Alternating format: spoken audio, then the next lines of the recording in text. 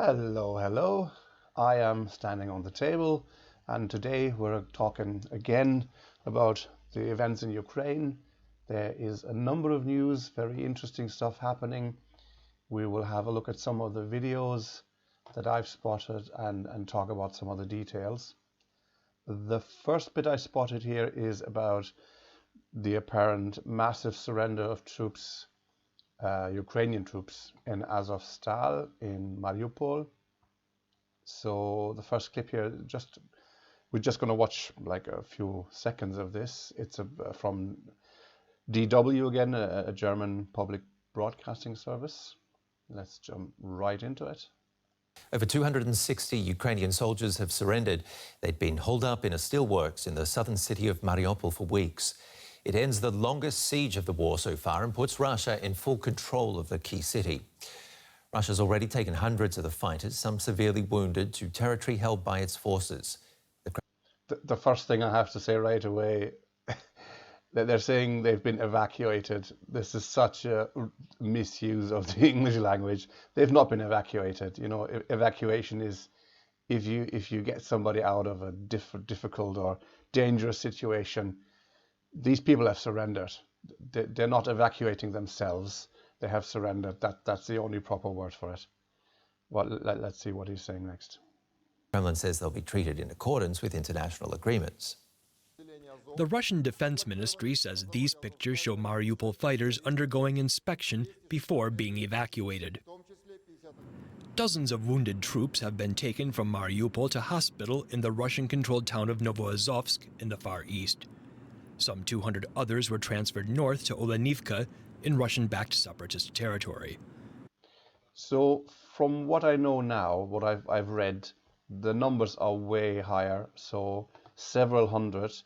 The highest number I've heard were about 800 prisoners and another 200 wounded, so almost 1,000 people.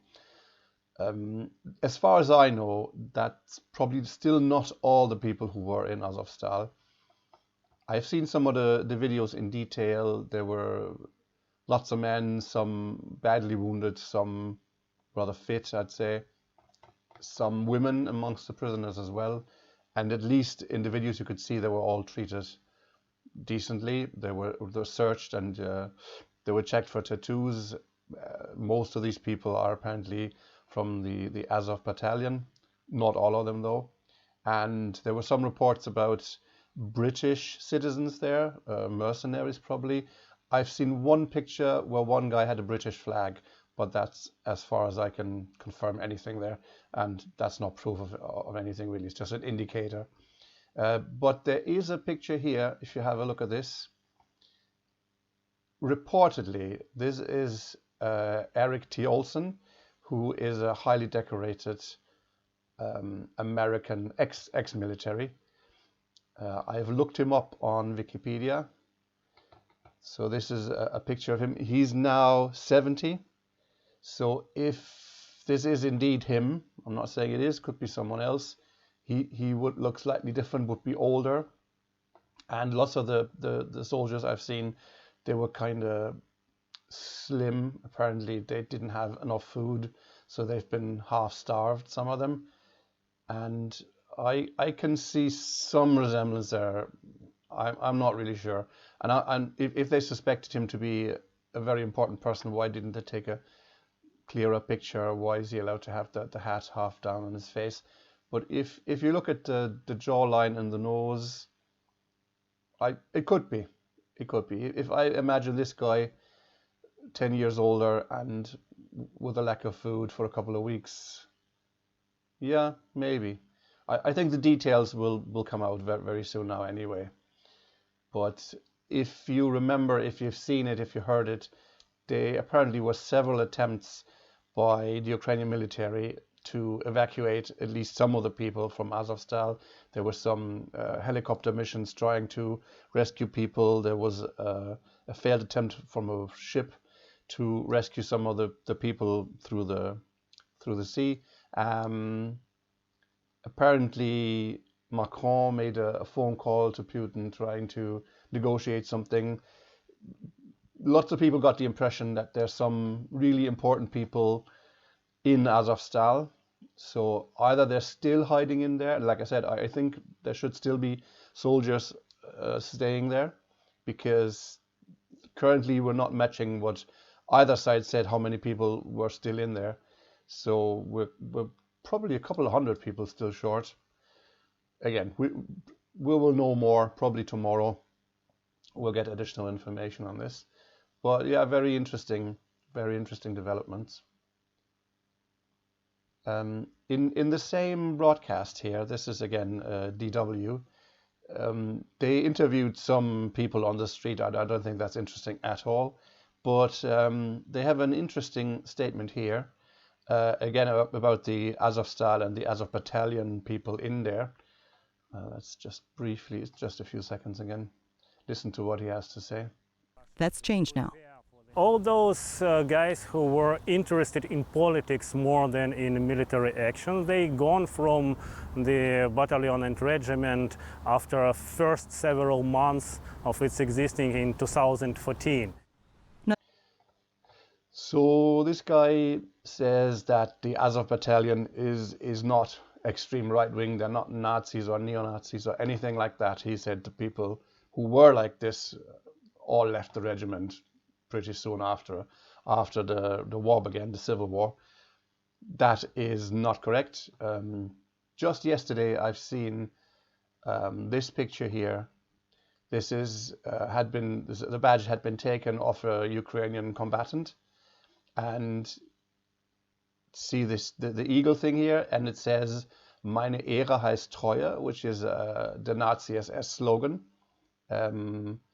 My honor is my loyalty.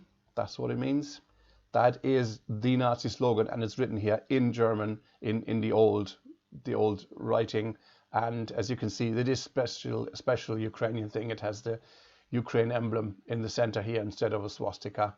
So that's a very strong indicator. But you might say, well, you know, it's just one item and could be faked or whatever. I agree, could be faked. So I have something else here which might convince you about the seriousness of the allegations of neo-Nazis in Ukraine, especially in the Azov Battalion. This here is a report from The Guardian, and it's from 2017, so this is before the war, but it's not 2014, like the guy in the other video claimed that all the Nazis left the organization. So this is 17. It's a very interesting report. I recommend it. I will put the link in the comments later. So if you want to watch the whole 13-minute video. So the Azov Battalion there is organizing summer camps for children to indoctrinate them and do combat training, including like gas masks, and you can see the fake guns here. So it's a military exercise they're doing, really, calling it summer camp.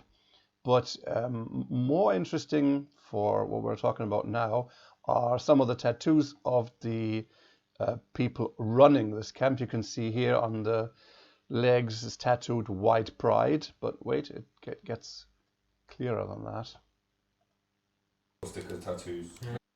So look at this. Again, this is people training children how to fight in a war. So you have the black sun and the swastika in the center. Don't think that's any sort of a coincidence there. And let's see another one. You know, you can't ignore that. I'm not sure if you can. Кто занимается вот с детьми? This is the SS Totenkopf. So it's a special skull, an insignia of the SS. And I thought this was particularly interesting because of another story from a few days ago, I think 3 days ago, where apparently Zelensky himself posted on his Twitter a picture celebrating the armed forces of Ukraine. Some people reported about it, but not too many. Apparently there was a picture of a Ukrainian soldier with exactly that SS Totenkopf on his uniform. And half an hour later, he deleted that one. But yeah, let's have a quick look here. This is, I think, an Indonesian Presiden Ukraina Volodymyr news Zelensky menghapus agency. kembali unggahannya di Instagram dan Telegram. Unggahan tersebut berisi foto yang menampilkan militer Ukraina mengenakan tanda tengah. Yeah, as you can see here, this is the exact same one. This is not just any skull. This is specifically the SS insignia. As they say here, contains a photo showing the Ukrainian military wearing a death skull. Yeah, that would explain why they deleted it. They probably realized that a few minutes later and then made sure that disappeared from their homepage, from the Defense of Ukraine page. And in case you're not convinced about the item in question, this is the Wikipedia page. You can see here, 3rd SS Panzer Division Totenkopf. This is the one. It's exactly the same that you can see here. And you can see here.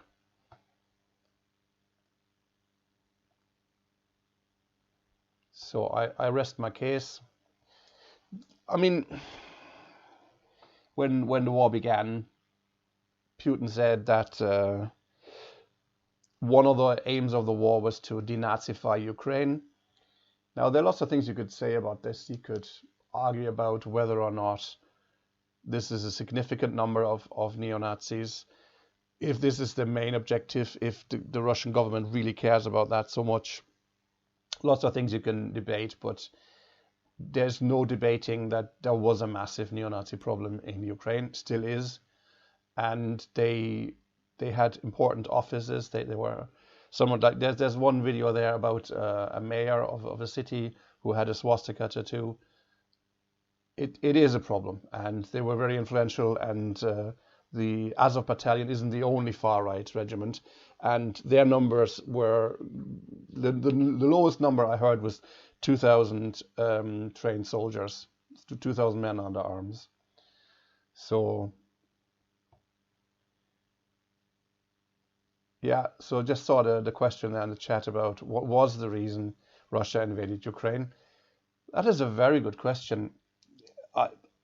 I'm not really sure. There are several things that are important. You should never forget that usually wars are about power and money. So money-wise, there are some important resources in the Donbas area. So it could be interesting to get the control of those. But the ongoing expansion of NATO is a problem for Russia. I understand that. I'm not saying that it is a reason to start a war. I think there should be other ways to deal with the problem, but NATO expansion is a fact. And what can you do about it? You know, how do you deal with the situation? NATO was created as a counterbalance, a way to fight the Soviet Union. And when the Soviet Union was no longer there was no real need for NATO. That's what I would say. But instead, they kept expanding, even though they had agreed not to do that. So yeah, they kept growing. They kept including more and more former Warsaw Pact states. And from a Russian point of view, that is a risk. Yeah. And I think it should have been possible to either just get rid of NATO or maybe try to integrate Russia to get rid of the potential conflict. I mean, not now, but some years ago, I think there would have been a chance. The same way that you have Turkey and Greece in NATO, and thereby making sure there's no war, because I'm not sure if everybody knows about it, but there's a constant conflict between these two countries, and some people have been killed over it as well. But now they're both in NATO, and thereby really minimizing any risk of more violence. So I think that might have helped. Just reading the chat there. The Minsk Agreement, yes, of course. Yeah, I know about the Minsk Agreement. 2014 is really the root of the problem for the current situation. And from my point of view, from what I know, I would insist that NATO has to take a lot of the blame in this regard. It could have been diffused, the whole situation, but the US and apparently most of the other NATO members were not really interested, and instead they rather kept pushing and pushing for a military solution. In my last broadcast, I talked about this, how a general from the Austrian army explained that the Ukrainian army had dug in for several years preparing for a Russian attack. So they knew this was coming at some point, and they prepared for it, and they kept poking and poking till this war happened. Again, I'm not saying that was absolutely necessary, but from military point of view, I think lots of people would agree that it makes sense, and they have foreseen it, so they can't pretend it was a big surprise. Okay, yeah, well, back to some other things I wanted to talk about. So there was the news about Mariupol and the Azovstal surrender, but there's some other areas now where it looks like the Russian army is making progress. They have slowly, very slowly advanced bit by bit in the last days, and it now looks like at several points they are breaking through. So I would not be surprised to see some bigger changes coming tomorrow or maybe even tonight, when some of the areas currently held by the Ukrainian army might be encircled, which would be a tragedy for those troops. It looks like their defensive positions are no longer tenable. They should probably, I guess, retreat, but as far as I'm informed, the Ukrainian government is telling them not to, so their orders are to hold the positions. I'm not a military expert. I'm not really sure, but looking at the maps and listening to several reports, some pro-Russian, some pro-Ukrainian reports, that seems to be the situation right now. Well, yeah, I'm not going to go into too much detail with the military situation. It's very hard to get details. There was one interesting report with a short video where they claimed that the Russian army had already taken out some of the American howitzers that were so much in the news and people were talking about it. The video looked real, but I can't, like, it was definitely artillery shooting at moving artillery, so you could see the cannons being dragged along, and you could see the explosions, but it was from high up, from a drone footage. Could have, from my point of view, could have been any kind of artillery, and I wasn't even 100% sure that was Ukrainian ones, because it was too far away to see any flags or anything or any signs. So I didn't see any Z's either, so probably Ukrainian artillery, but again, could have been older artillery from a video from 3 weeks ago. I have no way of proving that. Just would be interesting to see if the big effect that some people are talking about for this modern artillery is real or just a phantom. And talking about phantoms, there's one more issue I really wanted to talk about, which is sanctions. So let's go away from the actual fighting and talk about the sanctions. Do they work? The European Union seems to be working on ways to reduce their dependency on Russian gas, but for many of the countries like Germany, that seems to be a very long-term project.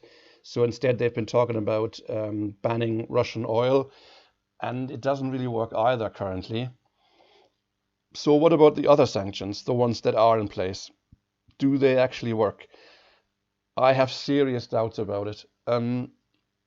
We know about sanctions. If we look at other countries, Cuba has been sanctioned for several decades, Iran for many years, Venezuela, it's the same. And these countries are still around. And they're way smaller and less significant countries, and they managed to be self-sufficient. So, of course, they are suffering from this, especially the normal population, but they're still there. I think, like currently, Venezuela seems to be recovering actually because they're getting some breathing time now because the American focus is elsewhere. Iran, hard to say. They've been getting diplomatic pressure again, partially because they refuse to toe the line and condemn Russia and all that kind of stuff. And the sanctions, if you don't allow medicine, if you try to stop the import of food, that is going to be bad for the population. But I can't think of any case where it destroy the government. That's usually not the case. And Russia is a really big country, a lot of inhabitants, and is very rich of resources. They seem to be doing all right. That might change over a long time, and if lots of people are very unhappy, it could destabilize the country. But so far, I've seen no signs of that. Let's wait. I mean, if there is conscription, that could be another big part, and then if several aspects come together, maybe the opposition will gain impact. I don't know. I don't know. This is all speculation, but we do see effects of the sanctions in Europe, not just the prices going up. We have inflation pretty much worldwide at this point. I think US inflation is about 8% per year at the moment. UK similar at around 9%. Germany, I think, is even at 10% now. So there are effects of the war and effects of the sanctions.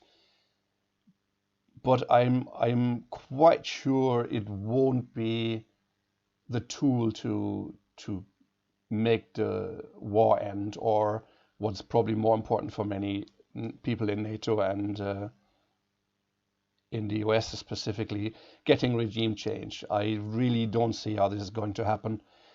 The effect of banning some of the resources and the import of resources from Russia changed the price. So even if Russia is not able to sell everything now, if they have to reduce their export, they get more money for what they do, what they are able to sell. So actually, it's better for you if you sell less of your wares, but for a higher price. That is preferable.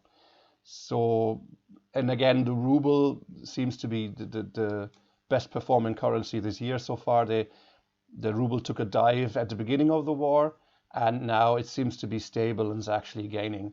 This is somewhat artificial, of course, but it is still there. So, yeah, I'm very skeptical about this. I think to some extent, especially Europe, the European countries are shooting themselves in the foot.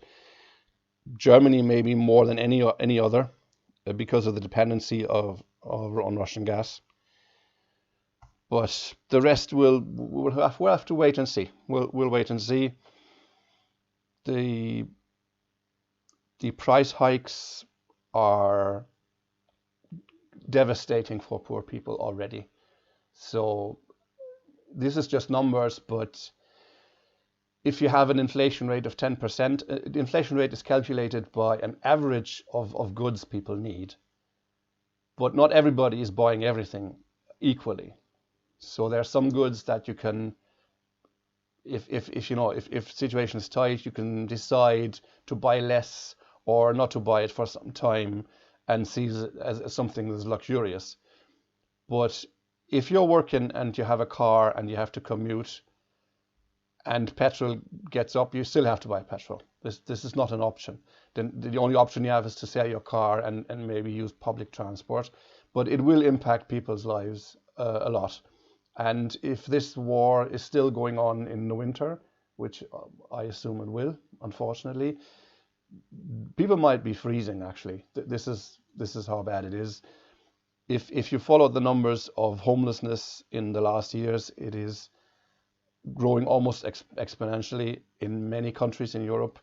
I know that Germany has a massive problem, Ireland as well. It's basically almost everywhere in Europe, the situation is getting out of hand. And if you have more and more people who are homeless, and some of these people are sleeping rough, and if you have a bad winter and the price of energy is too high, then people will actually die. So we should probably put pressure on the politicians to find some sort of a solution, preferably a peace in Ukraine, obviously. But yeah, let's wait and see. I will monitor the news in the coming days and soon be back with some more stories and some more news.